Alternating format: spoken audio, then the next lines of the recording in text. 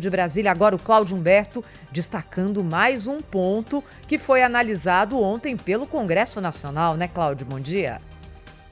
Olá, Thaís Freitas, muito bom dia. Olha, o governo foi espancado pela oposição ontem no Congresso Nacional. Perdeu todas, ou quase todas.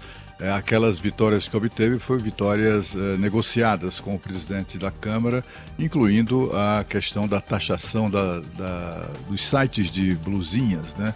Na verdade, isso foi anunciado pelo presidente Lula há um ano atrás, em abril do ano passado, nas vésperas de uma viagem internacional. Inclusive causou grande polêmica uma declaração, uma postagem da primeira-dama Janja em defesa da medida provisória anunciada pelo presidente Lula, dizendo ter sido informada durante a viagem pelo ministro da Fazenda que a taxação não seria sobre o consumidor pobre, mas sobre as empresas que vendem os produtos. Ela não sabe que não tem como separar as coisas, porque o produto mais caro, é claro, custará mais caro ao consumidor, seja ele pobre ou rico. Bom, ela ou o ministro Haddad, na época, não sabiam disso, qualquer coisa dessa natureza, mas aquele episódio serve para lembrar que essa sempre foi uma tese defendida pelo presidente Lula. Ele anunciou a medida provisória. Depois chegou-se à conclusão de que um projeto de lei resolveria a parada, etc. E ele hoje faz pose de defensor ali dos consumidores mais pobres, etc. Mas a ideia original é exatamente dele, né? Como a Thaís já explicou aqui, os detalhes dessa decisão de ontem, muito importante. Outra decisão importante de ontem foi a derrubada, ou a manutenção, desculpe, do veto, de um dos vetos que foram apreciados, mas não do Lula, era um veto do ex-presidente Jair Bolsonaro, a alteração ou a aprovação da nova Lei de Segurança Nacional. Meteram ali um jabuti nessa lei, criando um mecanismo de censura, de intimidação das opiniões e, enfim, de conceitos que são contrários à ordem vigente, contrários ao governo.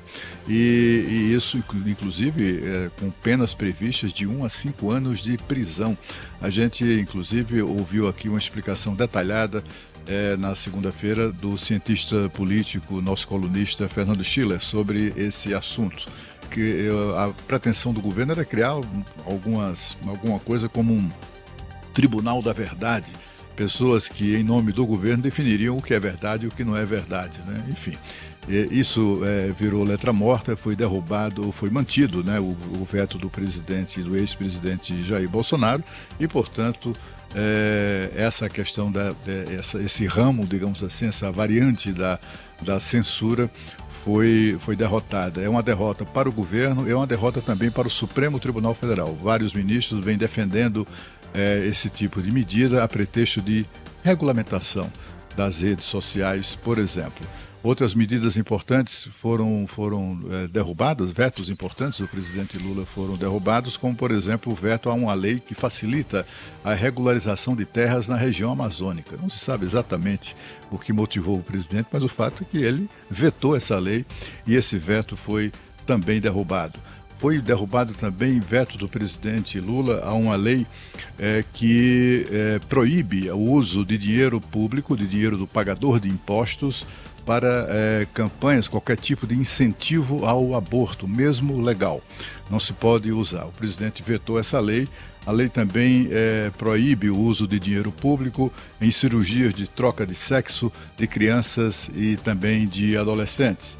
Também a lei proíbe o incentivo, gastar dinheiro público no incentivo, incentivando invasões de propriedades alheias, sejam elas urbanas ou rurais. O presidente tinha vetado isso e o Congresso Nacional derrubou também esse veto. Foi um dia, uma terça-feira, que entrou para a história aí recente da oposição como um dia glorioso, né? Porque eles conseguiram impor ao governo derrotas absolutamente importantes. Uma vitória significativa do governo, mas foi negociada e tal, foi a de dispensar o governo de pagar as emendas parlamentares até o meio do ano, que era uma exigência uma determinação prevista na Lei de Diretrizes Orçamentárias que ele vetou.